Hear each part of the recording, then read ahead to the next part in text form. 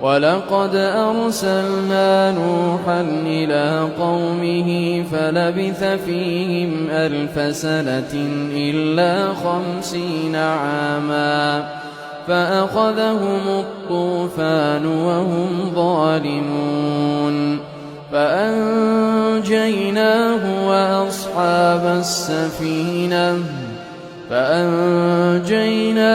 وأصحاب السفينة وجعلناها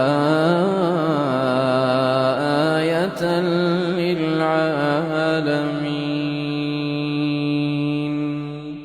Tugas Nabi Nuh adalah mengajak kembali umatnya untuk beriman kepada Allah. Nabi Nuh berkata bahwa tidak ada Tuhan selain Allah. Sungguh hanya Allah lah yang menciptakan dan memberikan rizki kepada manusia. Dan selama ini, iblislah yang telah menghasut nenek moyang mereka, membuat mereka menyembah patung berhala yang hanyalah sebuah benda mati. Sebagian orang tersadar dan mengakui bahwa yang dikatakan Nabi Nuh benar. Engkau benar, patung-patung ini hanyalah benda buatan manusia. Namun, sebagian besar lainnya justru menentang. Bagaimana bisa aku percaya kepadamu jika istri dan anak-anakmu sendiri tidak mempercayaimu? Pada saat itu, Nabi Nuh sudah menikah dan memiliki 4 anak laki-laki. Sayangnya, istri dan anak-anak Nabi Nuh ini tidak mau meninggalkan ajaran sesat itu. Mereka menolak beriman kepada Allah dan terus menyembah patung berhala. Jangan hiraukan apa yang dikatakan ayahmu. Nenek moyang kita adalah kaum yang saleh. Merekalah Tuhan yang harus kita sembah. Lalu, datanglah hari di mana Allah menurunkan wahyu bahwa orang-orang yang beriman tidak akan bertambah lagi dan semua orang yang berbuat dosa akan ditenggelamkan. Allah kemudian memerintahkan agar Nabi Nuh membuat sebuah bahtera atau kapal yang sangat besar. Nabi Nuh mulai menanam pohon. Kelak, pohon itu akan ditebang dan dibuat menjadi kapal. Setelah pohon itu cukup besar, Nabi Nuh mengajak kaumnya untuk bekerja bersama-sama. Pekerjaan mereka ini menarik perhatian banyak orang. Beberapa pemimpin suku pun datang dan bertanya, "Apa yang sebenarnya kalian lakukan dan apa manfaatnya?" Kami membuat sebuah kapal yang sangat besar. Kapal ini akan menyelamatkan kami dari banjir besar. Tidak mungkin di tanah yang panas ini akan muncul banjir. Apa yang kalian kerjakan akan sia-sia. Tidak, Nabi Nuh berkata bahwa azab dari Allah akan segera datang dan orang-orang yang tidak percaya akan terkena hukuman tersebut. Sahut pengikut Nabi Nuh lainnya. Namun sayangnya, tidak ada yang percaya pada ucapan mereka.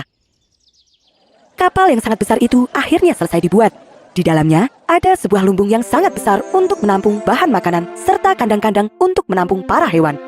Allah memerintahkan agar Nabi Nuh membawa para hewan berpasang-pasangan, jantan dan betina. Beberapa hari kemudian, Nabi Nuh dan para pengikutnya terlihat sibuk mempersiapkan semuanya. Akhirnya, hari yang dijanjikan tiba. Nabi Nuh memberikan peringatan untuk terakhir kalinya. Orang yang tidak mau beriman kepada Allah akan tenggelam dalam banjir besar. Hingga saat-saat terakhir pun tidak ada yang mempercayainya, termasuk istri dan anak-anak Nabi Nuh.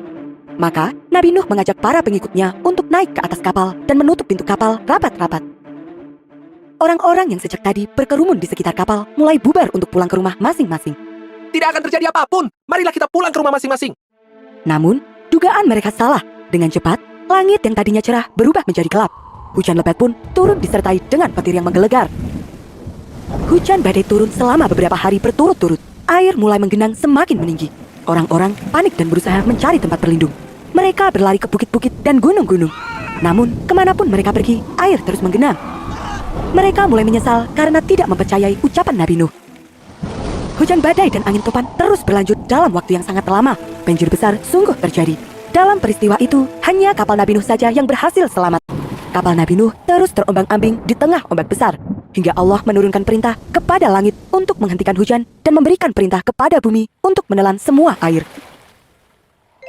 Kapal Nabi Nuh terdampar di pegunungan yang sangat tinggi.